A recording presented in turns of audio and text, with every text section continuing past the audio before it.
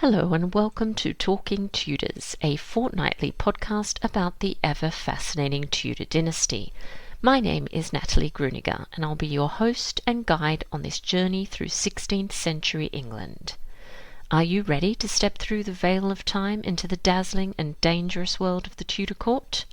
Without further ado, it's time to talk Tudors.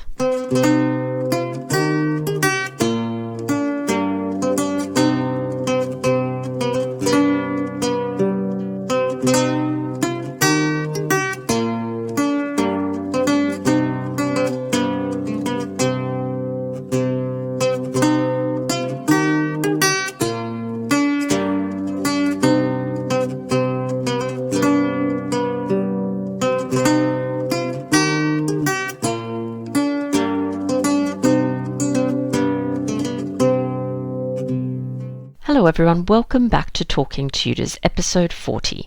I'm your host, Natalie Grueninger. Today marks the first anniversary of my podcast, and so I'd like to take this opportunity to thank you all for your continued support and encouragement. Thank you for the comments, emails, reviews, and mentions on social media. Thank you to those of you who've so kindly sponsored a patron prize or a giveaway, and feel free to get in touch if you'd like to. A huge thank you also to my wonderful Talking Tudors patrons, and to the brilliant guests who have so generously shared their time and expertise. What better way to celebrate this exciting milestone than with a giveaway? Thanks to the generosity of the History Press, one lucky listener will win a Tudor book bundle containing the following titles: Discovering Tudor London by yours truly, Colouring History of the Tudors by myself and illustrated by Catherine Holman, The Cardinal's Court by Cora Harrison, and Catherine Howard, Henry VIII's Slandered Queen by Connor Byrne.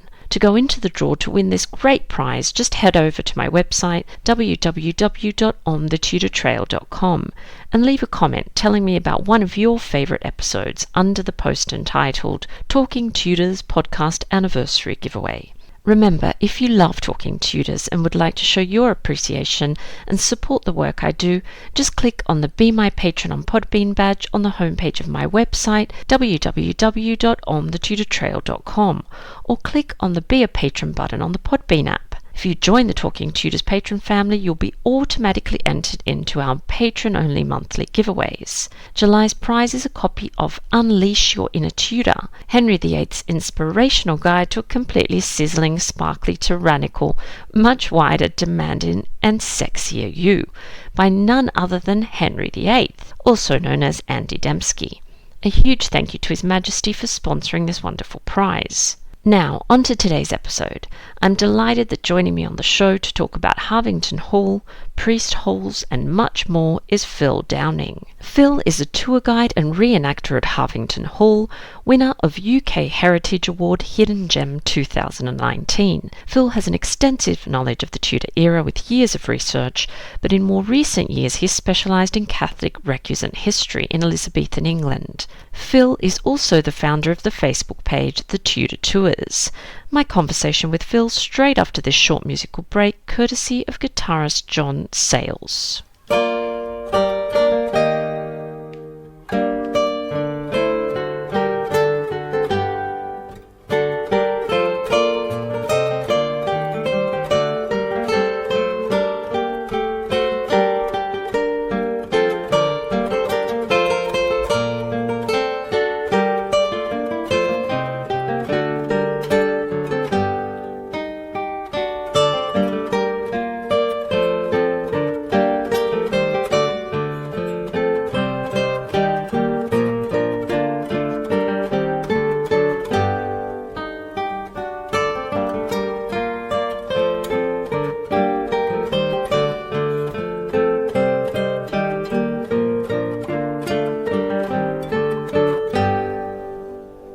Welcome to Talking Tudors, Phil. How are you? Very well, thank you, Natalie. Are you? I'm well, thank you very much. I'd love it if you just introduce yourself to our listeners to begin with. Yep, so my name's Phil Downing. I am a historical reenactor. I'm also, I wouldn't call myself a Tudor historian. I've basically researched the Tudor period for pretty much all my life. And Tudors is my life. It takes over my life like it probably does yours, Natalie. It literally, every moment of the day, I am thinking Tudors, which you might call a bit sad. But But that's just me. I don't care what anyone thinks. No, don't worry. I understand exactly what you're saying. Now, so you mentioned you're a reenactor, so you're a costume tour guide or reenactor at Harvington Hall. So I'd love it if you could tell us a little bit about the history of this stunning moat manor house. You know, who owned it, when was it built, that sort of thing. Yeah, of course. I mean, the origins. I mean, the house that you see today is an Elizabethan 1580s manor house, but the origins of it go back a lot further than that. As you may well know, to find an Elizabethan house on a moat is quite a rare thing. It's normally a medieval house. And the original house dates back probably to the 1270s. The first record of any family living there was the 1270s. So we hazard a guess that the medieval timber-framed building that was there before dates to that time. And it's been built on top of. That building still actually exists. But the house, as you see now, is the 1580s. And was owned by a family called the Packington family. So originally, the medieval house was owned by the Earls of Warwick, and then that was bought by a man called Sir John Packington back in 1529. He was a wealthy lawyer at the time of King Henry VIII, and he was actually granted a special grant by Henry. He was actually allowed to wear his hat in Henry's presence, so he was obviously very well liked by Henry. And then I always make this kind of a joke. You know the TV programme The Tudors? Yes. When I do my tour. So I always mention there's actually a Packington mentioned in the programme The Tudors. Now, I always make the joke, to find him you need to go back to Series 3, Episode 5, Scene 2, to be precise. And you find this man called Robert Packington walking through Cheapside in London, and he's stopped by a man pulling a cart of straw behind him. And this man says, "If I knows anything, sir, your name is Mr. Robert Packington, sir, Member of Parliament, a friend of Lord Privy Seal." Now, Robert Packington refused to move and actually got shot in the head. I don't know if you remember that scene. Gosh, no, I don't. I don't remember it. No. He's the brother of Sir John Packington, who first owned, the first Packington to own Harvington Hall.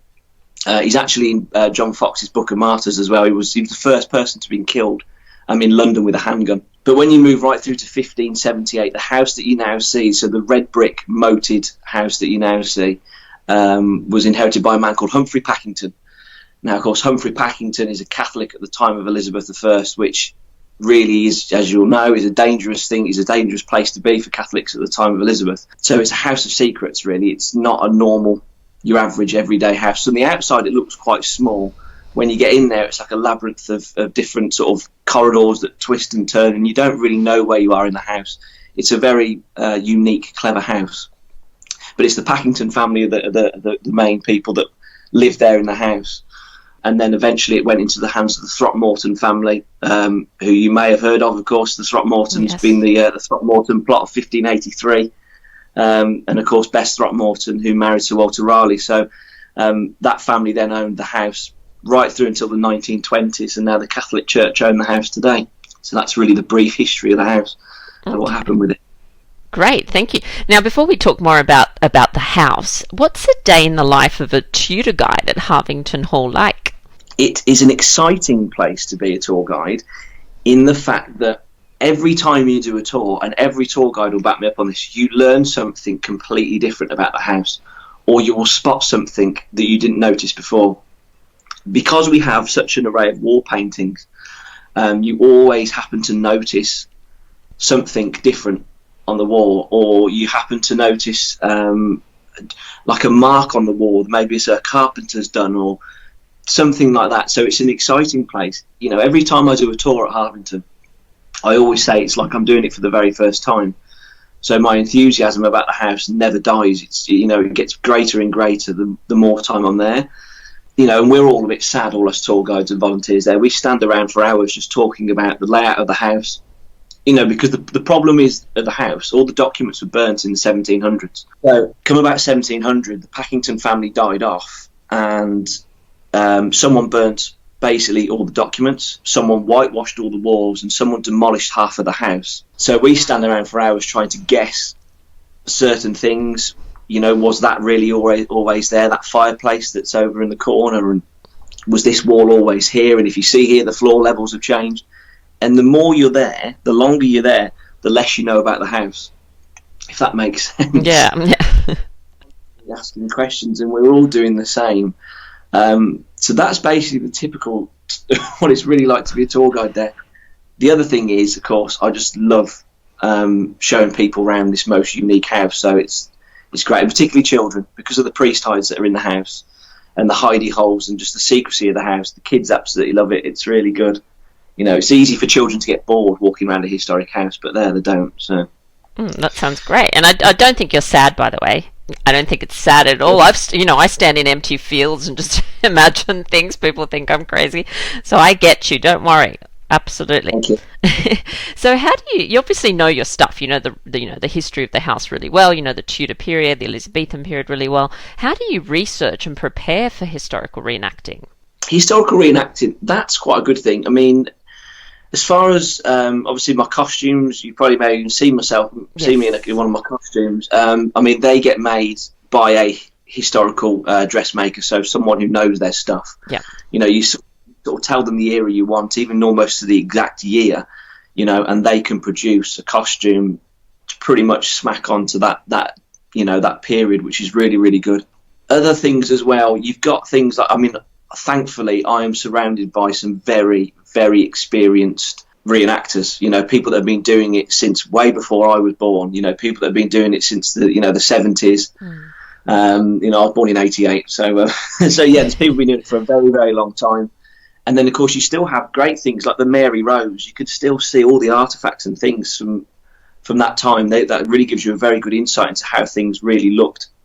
Certain things that they used, weapons and that kind of thing.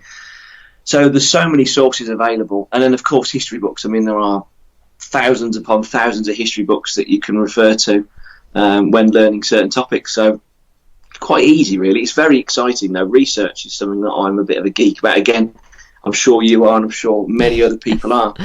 You find one topic, and then you want to know more about it, and then you sort of, by the time you've finished, you've gone completely off where you started. You didn't get where you wanted to get to. You finished somewhere else. You're just constantly looking at different things. So quite easy to get into the historical reenacting side of things. It just costs a lot of money, unfortunately.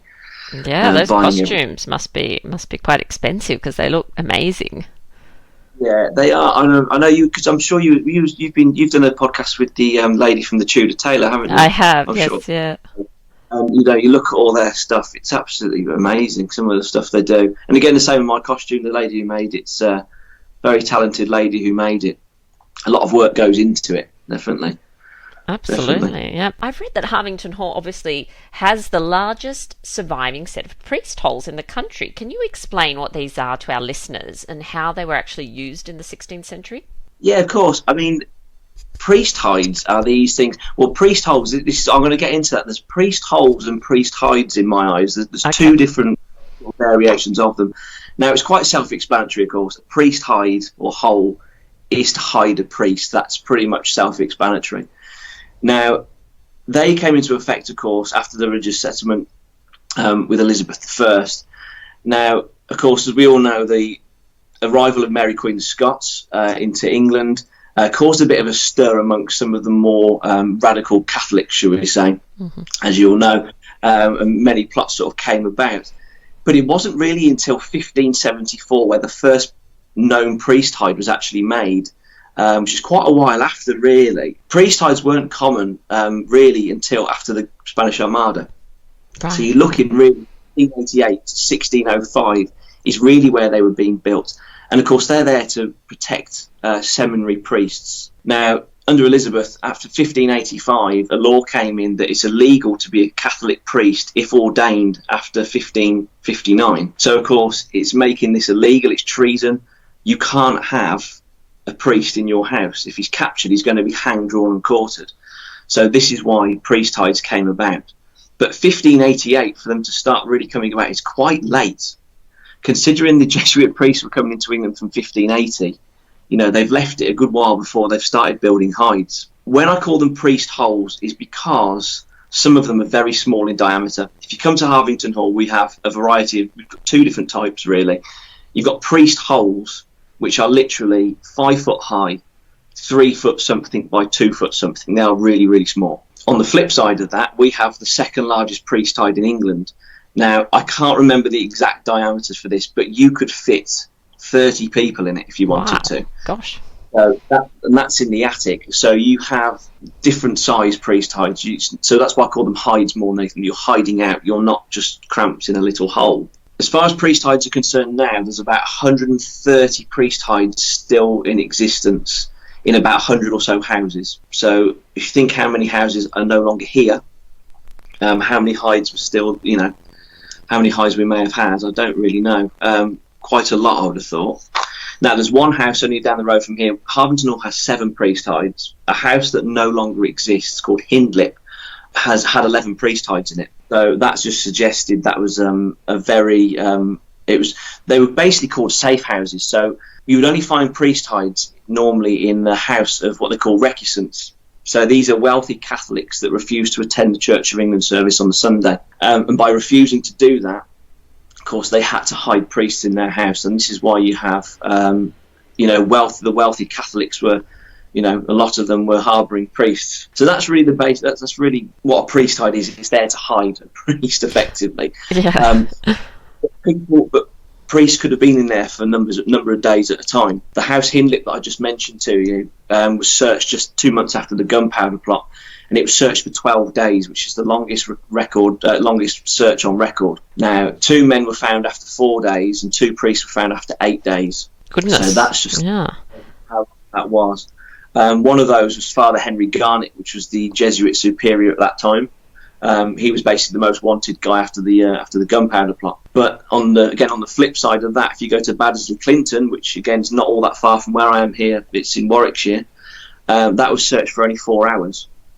So you've got 12 days and you've got 4 hours. I know which one I prefer. So yeah. So did it come down to the designs? Obviously, they had to get pretty ingenious in order to, be hiding. Were there common places where they were hidden behind paneling, yes, under staircases? I don't know, something like that. Yeah, the most common priest hides were by fireplaces, right, underneath garderobes, which is the toilet, and anything on an external wall. Right. These are very dangerous places to have a priest hide because they're very obvious to spot. So basically what would happen, you would find arriving at your gates, you would have the priest hunters or the pursuivants, or the pursuivants, some people call them. They're basically a troop of men that have been sent by Elizabeth I or James I with a signed warrant, and they're allowed to search your house. When they are in your house, they are literally going to trash the place. They're going to take all the panelling off the walls, pull up all the floorboards, measure the house with iron rods, but they also walk around the perimeter of the house. Now, by doing this, they're looking for exposed brickwork. So, particularly at Harvington Hall, if you stand on the south side of our moat and you look up where the toilet is, the garderobe little window, you will then see a long brick wall exposed. And of course, for a priest hunter, you're now going to look at that and think, well, what's behind that wall? So when they come into the house, that's when they start taking up the floorboards, taking away the brickwork wall, the plaster particularly, they take off the walls, and they're going to try and search for the hiding places. So, this is where a man called Nicholas Owen comes in. Now, Nicholas Owen was an ingenious priest hole maker. He was known as the priest hole maker. And he was travelling around England with his Jesuit superior, Father Henry Garnet, and he was putting in ingenious priest hides. Now, Nicholas Owen priest hides are the very special ones that, the ingenious designs that are normally bang in the middle of the house, which make these a lot harder to detect if they're in the middle of the house. No soldier can walk around the house and think, oh, there's a space there. So Nicholas Owen was really working, again, from the Spanish Armada, really right through until his death in 1606. Now, he was one of the poor guys that was actually found at that house that was searched for 12 days. He was one of the guys that came up for 4 days. So we don't know how many hides Nicholas Owen ever made. I think there's only 3 that we know definitely he made. Because, of course, you wouldn't put your name to a priest hide because you'll be a wanted man. But he built some of the ones at Harvington Hall. We just know that for a fact because the one that's in our library wasn't found for 200 years. There were people living in Harvington Hall didn't know it was even there. And the only way it was found, it was in the book cupboard. So in the library, there's a set of steps and you come into a book cupboard. And originally there had been doors in the front of the book cupboard, and all the walls, the 3 walls in the book cupboard, were aligned with wood panelling. Now, of course, the panelling's on the wall, so no one knew there was a room behind one of the walls. But halfway up one of the staircases, so out of the library, up this spiral staircase, there's a book cupboard halfway up. and a young boy was playing in there in 1894, and he popped his hand on the wall, and the bricks fell through. And all of a sudden, there's a table in this little room behind the wall.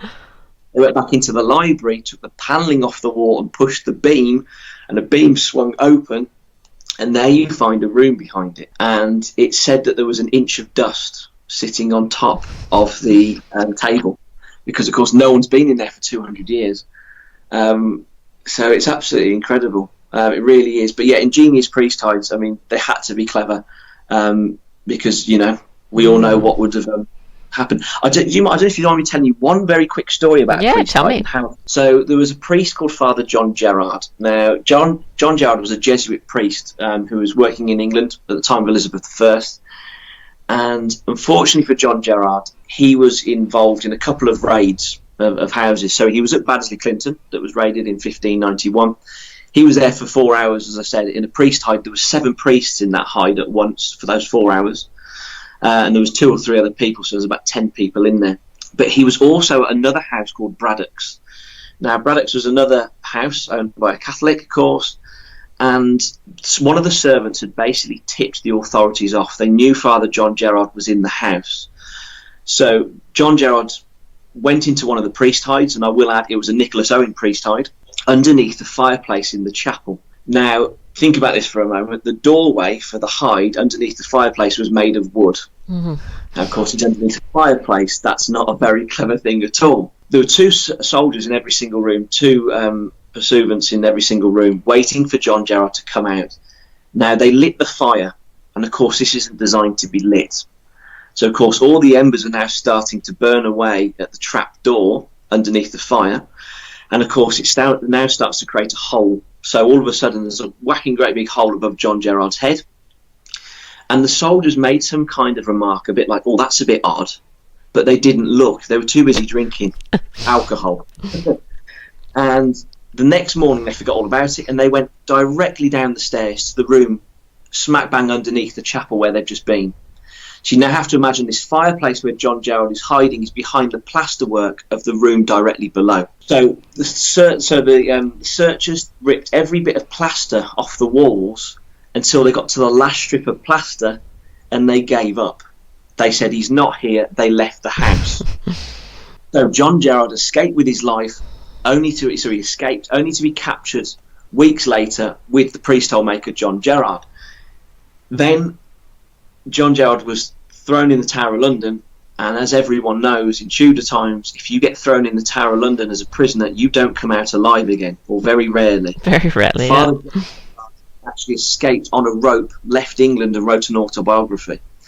It is the most amazing story that you could imagine. It's a real story. It's incredible how he escaped from the Tower of London on a rope, just to leave England. It was an incredible story, and it's a story I tell on every single tour, because I think it just shows how scary this really was. Gosh, you know, people risk their lives for this, you know, for their faith. It's something I can't comprehend because I'm not religious at all, but it's it's fascinating stuff. Really is. What an amazing story. I knew the part of him escaping the tower, but I had no idea about the his previous experience. So that's incredible. So you've mentioned, obviously we know, life for Catholics in Elizabethan England was dangerous, as you've said. Can you go into that a little bit more and give us a bit more detail about what it was really like for Catholics in Elizabethan England? Yeah, of course. I mean, the first 10 years of Elizabeth's reign in particular was actually okay. We know Elizabeth was quite tolerant. She wasn't a hardline Protestant like Edward was before. So, we know she was tolerant. And, of course, the arrival of Mary, Queen of Scots, as I've already said, as we know, is caused a bit of a stir. You had the rising of the North in 1569. Elizabeth, ended up, getting excommunicated by Pope Pius the following year. This is where things became tricky for Catholics because, unfortunately, history always tells us of the radical Catholics, the ones that tried to assassinate Elizabeth.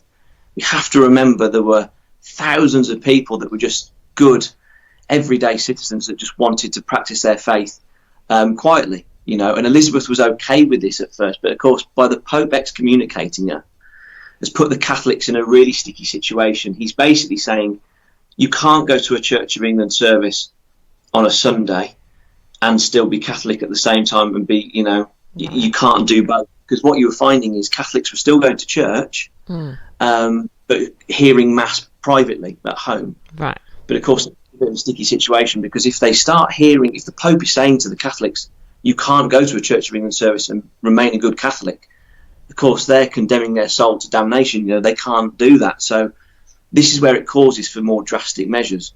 And unfortunately, that's what happened. So this is there now when people are smuggling priests back into the country. Jesuit priests and seminary priests have been smuggled back into England. And this is where the whole priesthood thing comes out again. And this is why people are harbouring priests illegally. As I've always say, to hear or say Catholic Mass is illegal. To be a Catholic is not illegal. But what you did find was there were the recusants, so the ones that were fined for not going to the Church of England service, the ones that refused to go. So the word recusant is recusare in Latin, which means to refuse. And they were paying £20 a month for not going to church, which is equivalent of £4,000 in today's money. It's a hefty fine. Some families were actually going bankrupt because of these fines. You could be fined for recusancy at the age of 16. So you imagine being a 16-year-old man or woman trying to pay these fines. That is in 1581, the fine was raised from 12 pence to £20. So you've gone from effectively paying like £10 to £4,000. Yeah. That's effectively which is a big jump. So they were the recusants. They were the ones that were housing priests and paying fines for not going to church. Then on the other side of that, you had what they called the church papists. And these were basically the Catholics going to the Church of England service, still trying to keep everyone happy, effectively, keeping Elizabeth happy, but also still trying to maintain their own faith.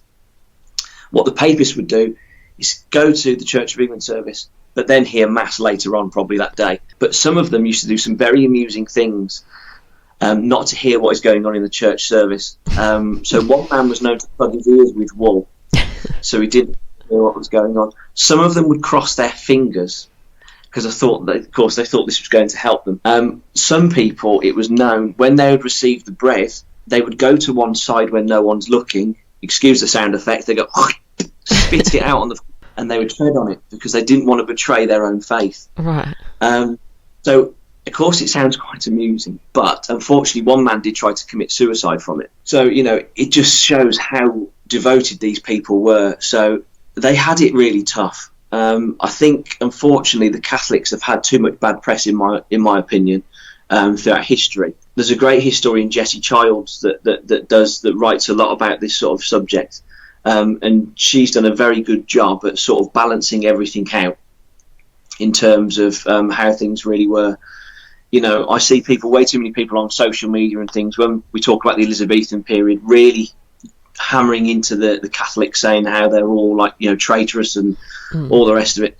Not all of them were. It's a small radical minority that you hear about. A bit like today's society, when you hear the radicals with certain other religions, with this terrorism kind of thing. You only hear of the radicals. You don't hear of the everyday, peaceful, loyal subjects. So there's some of the things that the laws that were put on them. Another law that was passed to recusants, they weren't allowed to travel outside 5 miles of their own house without special permission. Right. Okay. So that came later on. That came in 1593. They weren't allowed to travel outside that distance without permission. So they're containing Catholics really in their own area. You can't really go anywhere.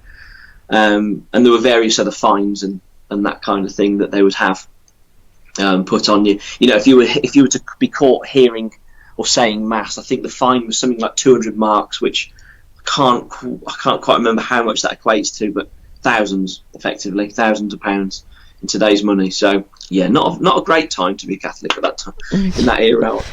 No, definitely not. Now, just remind me, I think last year, I don't know if it was last year now, the year before, you actually spent 24 hours in one of these. Was it a priest hole or a priest hide now? What was that like? Yeah, this one I spent 24 hours in was a priest hide for sure. It was the one under the staircase at Harvington Hall. Again, it's a St. Nicholas Owen priest hide. So basically, just to tell you how the hide is in this one, at Harvington Hall, about 1600, the house was altered to make room for these priest hides, or the clever ones anyway. So the floor levels were changed, and a great staircase was put in to disguise the fact that they're putting in the hide. So underneath part of the stairs is this whacking great big priest hide. It's 5'9" in length. It's about 5 foot wide and about 6 foot high.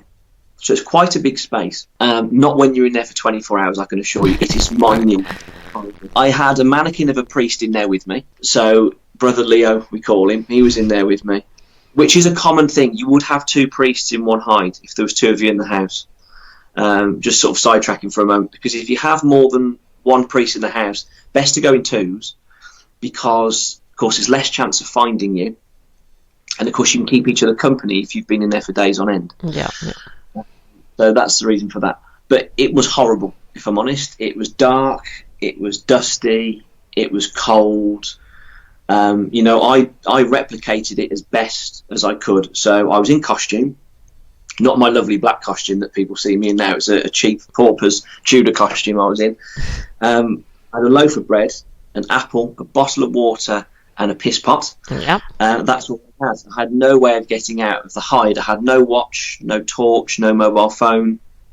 You know, all these things were very close to me, but I couldn't reach them. They're outside of the priest hide.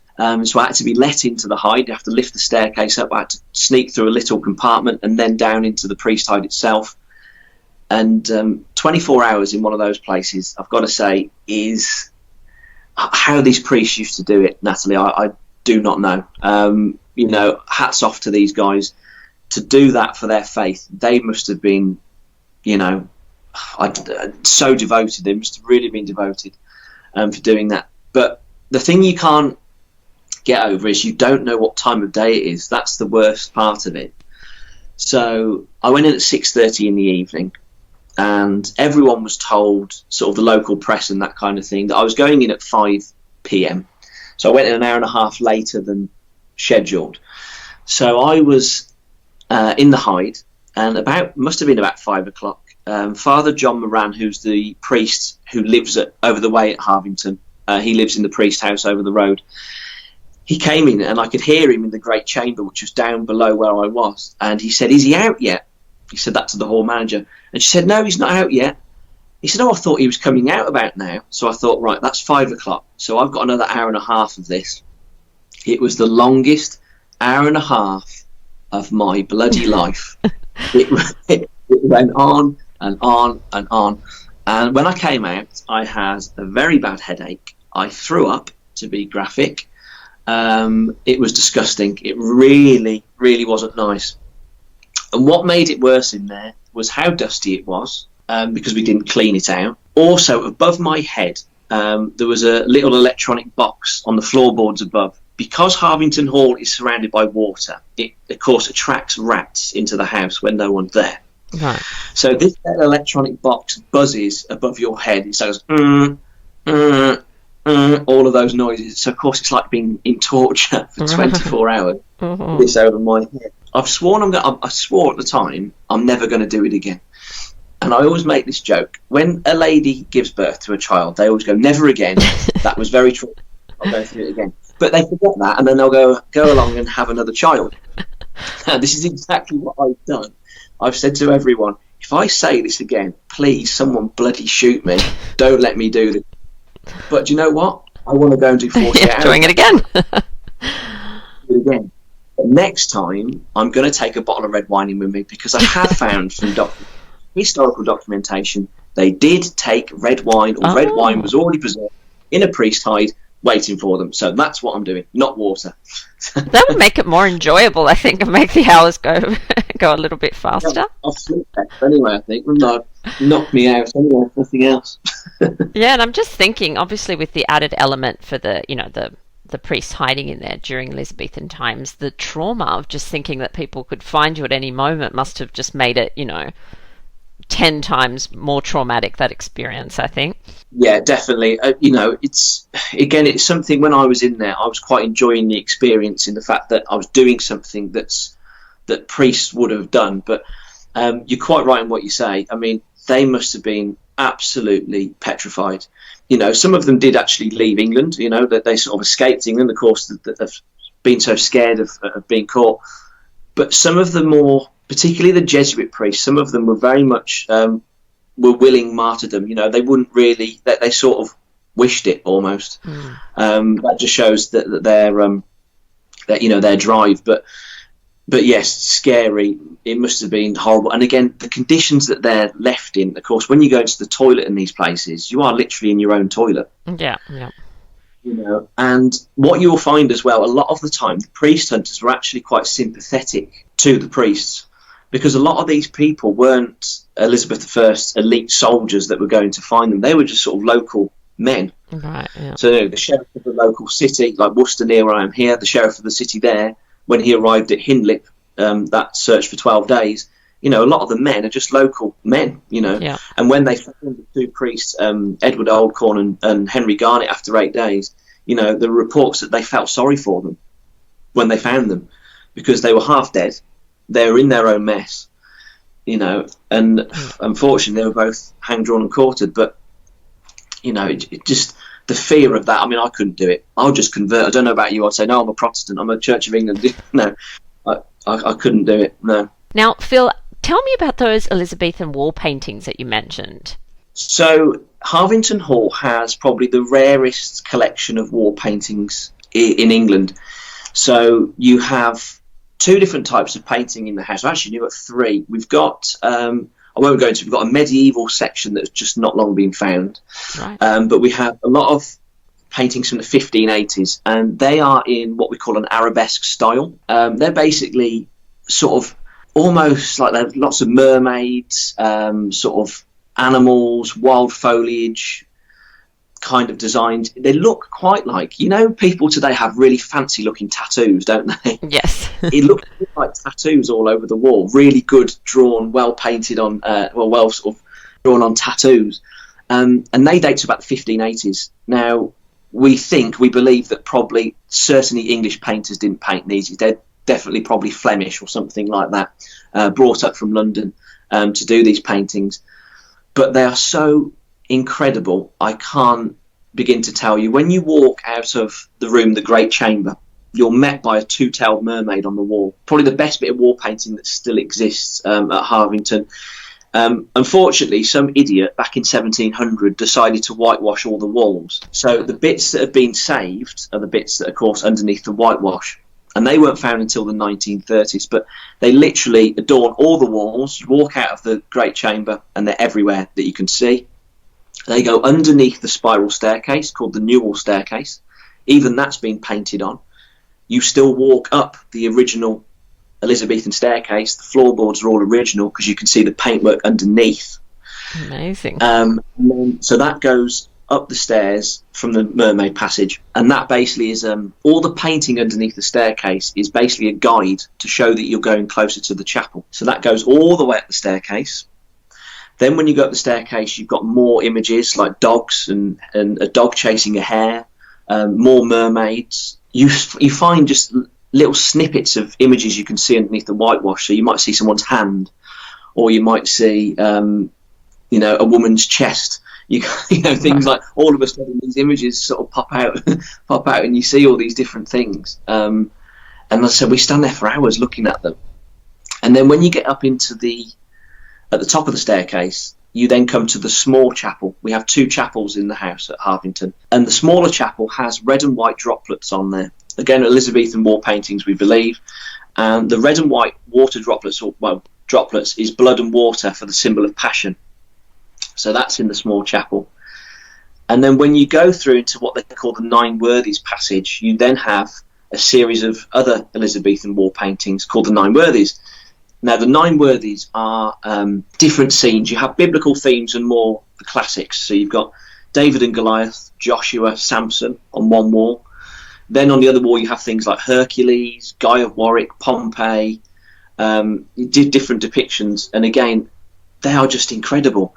They are the original Elizabethan wall paintings just looking at you. Blows my mind every single time. You will not find another house in England where you walk around and it has not been touched. No one's touched it. It's been left since the time why Humphrey Packington was living there. And one thing we always say is the neglect of Harvington Hall, because it was neglected, has saved it completely. from 1700, no family of any wealth have lived in that house. It has been completely left. Minor renovations took place over the years, and particularly since the 1920s, the house was nearly falling down. But, all these wall paintings still survive. We've lost a lot of them. There's one room in particular called the Marble Room, which is a priest's bedchamber. And the money that I raised for spending time in the priesthide, I raised about £1,000, is going towards the Marble Room walls. There are 2 whitewashed walls in there that are the only walls now that can be treated and get the wall painting back from underneath.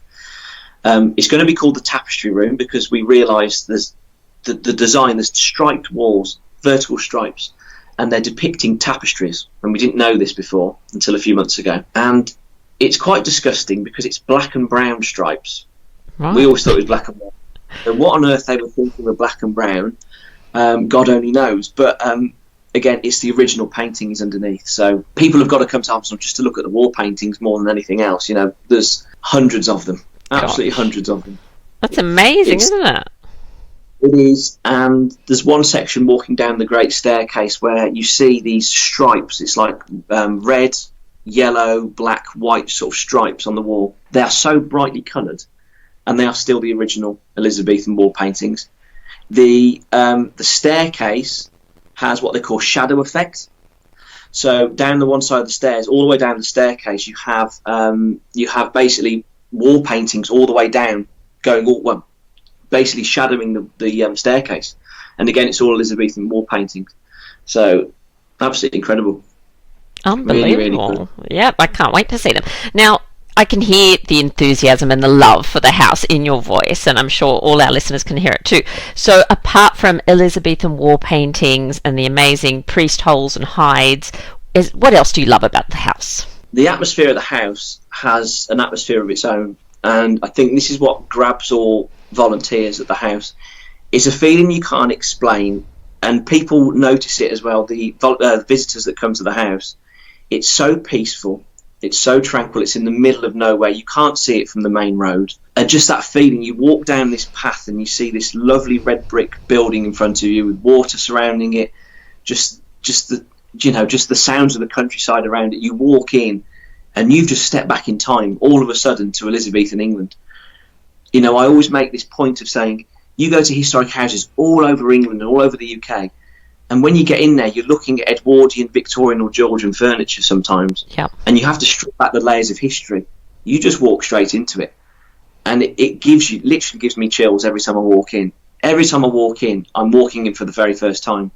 And it's just the feeling of, you can't explain it. And probably because it was, as I said, I'm not religious at all, but maybe because it was a religious house, people are praying in there, there's this devotion that's in there. It just gets trapped within the atmosphere. There's just a lovely feeling, and I think that's what I love about it. And as I said as well, you find things, you're learning things all the time. You don't know everything about the house, and we never will. And that's the annoying thing, because half the house was demolished. We'd love to know what it looked like, but that's the exciting thing as well. All our theories, well, maybe the Great Hall was here, and there were bedrooms here, and it's just I can't explain. It's just exciting. Yeah, definitely. I know. I can hear it, and I think a bit of mystery is always intriguing and exciting. And I know, I've visited lots of historic houses, and no, they don't all have that sense of timelessness. So that's really important. I'm really looking forward to seeing Harvington Hall. Now, it also plays host to lots of events throughout the year. I was having a look at the website. Are there any Tudor-themed events coming up? Yes, there are. So August bank holiday, so the end of August, we do, that's history through the ages, but because we are a Tudor Elizabethan house, a lot of our reenactments tend to be centred around what the people would have been doing at that house at that time. So history through the ages, we go right from Saxons right through to World War II, but there will be a big emphasis on Tudor history. Later in the year, normally about October times, or when we start to close for the year, we do Elizabethan Living History weekends. We've just had Tudor dancing only this weekend, just gone. So we've done that this weekend. So various different, loads of different sort of reenactments.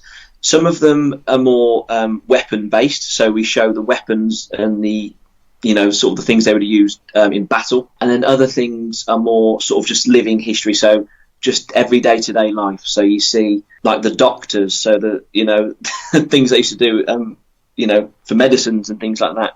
You have all the herbs, the spices, the, you know, the cooking, the singing, the dancing. You do all of those as well. We have those coming up.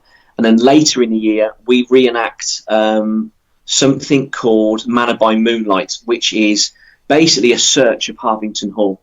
So we replicate the priest hunters coming in, the priest saying mass, the family in there hearing mass, and just the chaos and the carnage that happens after. And the public come in and actually watch this unfold in front of their eyes. It's, again, an amazing experience. Even to be an actor in that, it's amazing. But to actually watch that as well as the public, it's really, really good. So that's something we are doing, which I'm looking forward to. I always enjoy those ones, reenacting, actually. And I will tell you very quickly, last time we did this, I actually got very emotional in the chapel, which isn't like me. You know, we heard the priest hunters on the stairs, so some of our reenactors literally banging up the stairs, blowing whistles.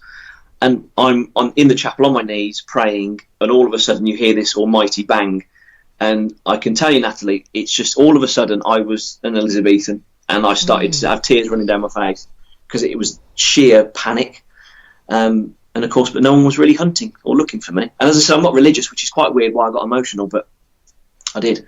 Yeah, definitely imprinted in the walls. I'm a believer of that sort of thing, that these you know, really traumatic and emotionally powerful experiences, in my opinion, I think get somehow, you know, recorded. And it's not to be ghosty, it's just you know, such a powerful emotional experience, I think, lingers, and possibly that affected, you know, when you were in there taking on that whole role, that may have affected how you were feeling. So it's, yeah, amazing stuff. Now, Phil, I know that you also like to walk in the footsteps of the Tudors, like I do. What are some of your other favourite historic sites to visit? Favourite historic sites? Now, Hampton Court Palace, I think, is on everyone's list. It gets a bit boring. Hampton Court Palace, of course, it is the Tudor palace that still exists, well, some of it at least. So to walk in the footsteps of the Tudors that way, again, as you'll know yourself, that is one spine-tingling, amazing experience to go into Hampton Court Palace.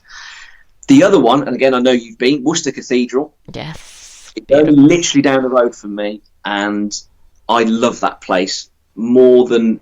I just love it. And again, as I said, anyone would think I'm religious talking about all these religious things, but I'm not. But to walk into Worcester Cathedral, as you all know, to go into Prince Arthur's Chantry Chapel, or Chantry, depending on how posh you talk, Chantry Chapel, again, that's an amazing thing. I love the atmosphere of that place again. You know, King John's buried in there, going off the Tudors, but he's buried in there. Elizabeth I visited there and actually commented how Catholic that Worcester Cathedral still looked when she did. So she went there as well. So that's something, another place I really enjoy. And anywhere else, I just like your everyday kind of houses. And again, somewhere you've been, and I noticed you've been before as well, Haddon Hall. Oh, I love Haddon Hall. Haddon Hall is quite similar to Harvington in its story, in the fact that it was pretty much left a derelict, pretty much, and then was rescued back in the 1920s, just like Harvington Hall. So as you all know, going in there, again, you have wall paintings, you have a painted ceiling in one room. Again, it's just so peaceful. You are literally walking back. You've literally, it's like someone's clicked the fingers and you've just gone back 400 or 500 years. So I like those sort of smaller places that aren't so in your face, but just have a lovely atmosphere about them. And they're just, you know, you just all of a sudden feel like you've just gone transported back in time. Yeah, I love those places too. Now, I found the chapel at Haddon Hall particularly moving. That was just, I was in there on my own, and I felt like at any moment a Tudor could just walk in. It was so amazing. Loved it. And on that chapel, you've saying about chapel, the painting in that chapel is very similar to the one that's at Harvington. So it's very similar. Right. Okay. Yeah. I see what you mean by the tattoo. Yeah, I can sort of see. So it has that kind of effect, and that's very similar. And again, wall paintings are something I didn't realise I loved them so much until I started talking to you. Well, I clearly do. I didn't think I thought I'm more about priest heights, but yeah, the wall paintings are now stunning. Oh, they're amazing. Have you been to Acton Court? No, and I saw something you posted about that, and they look incredible. No, it's somewhere I've always wanted to go.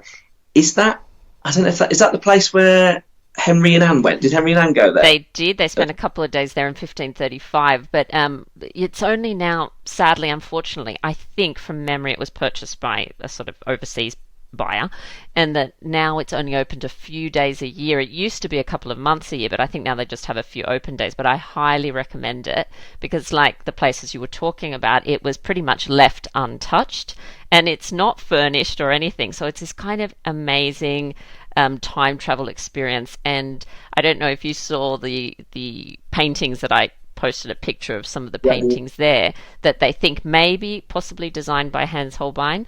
They're incredible because you sit there and look at them and go, oh my God, Henry and Anne sat here looking at these while they were having dinner. And it's like, yeah, your brain just does funny things. So that if you can get there, I highly recommend it. It's on my list, don't worry. That's been on my list for quite a while, actually. So, yeah, I'll attempt it. Yeah, you'll love it, definitely. Now, Phil, apart from working at Harvington Hall and obviously all the research that you do, and you also run the Tudor Tours Facebook page. So what inspired you to start that? I'm imagining it's your love of all this. And what's your sort of goal with that? Yeah, I think the real reason, one of the reasons is, of course, I've got quite, it's not in a big-headed way at all when I say this, I've got quite a lot of people on my personal Facebook page, and right. I think I was boring people by putting the Tudors up, because I'm constantly putting pictures of myself in costume, reenactments, various historic places, and I think after a while people get a little bit bored by it.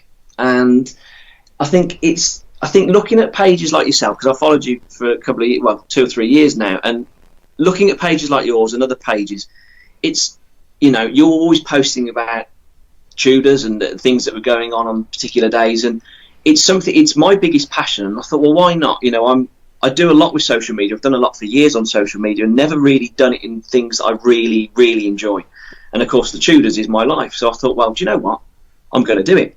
And I had an idea because, as you remember, a few years ago, you very kindly shared the video of me going into the priesthide. I did a little short little video, a 7-minute video, talking about Harvington Hall, but also me spending 24 hours in the hide.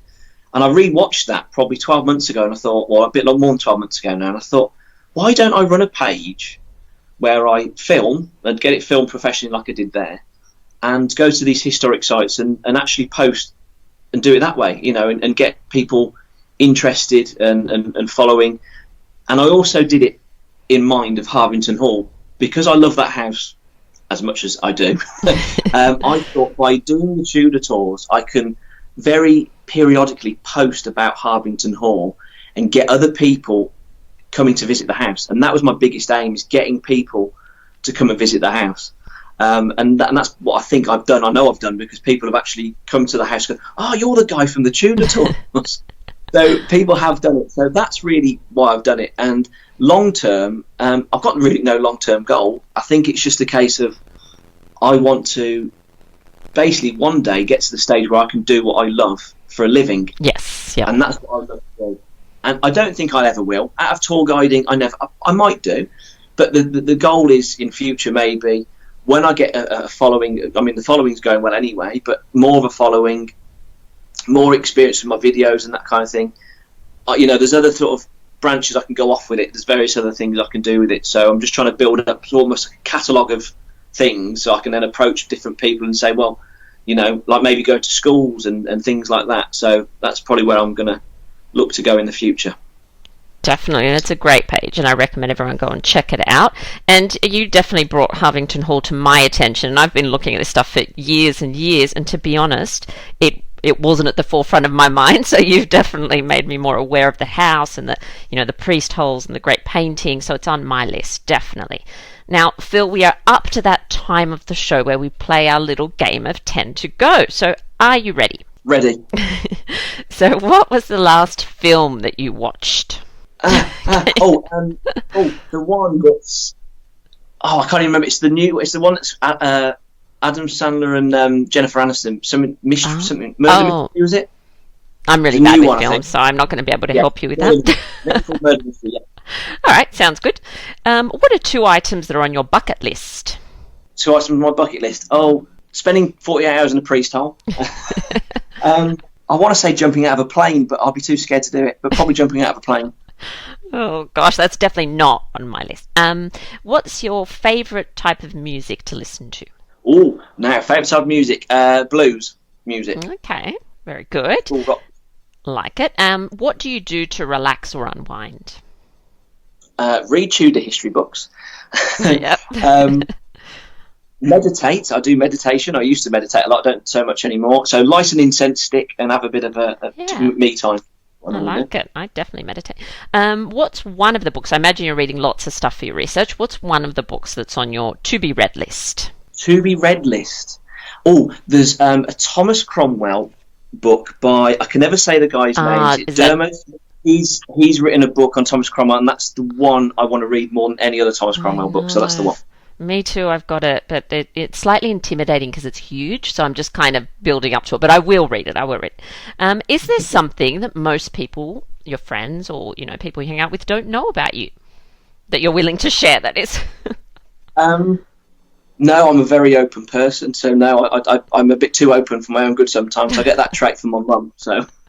Not a problem. All good. Name a show, or maybe a movie, a show that you've binge watched or a movie that you kind of go back to and watch over and over again.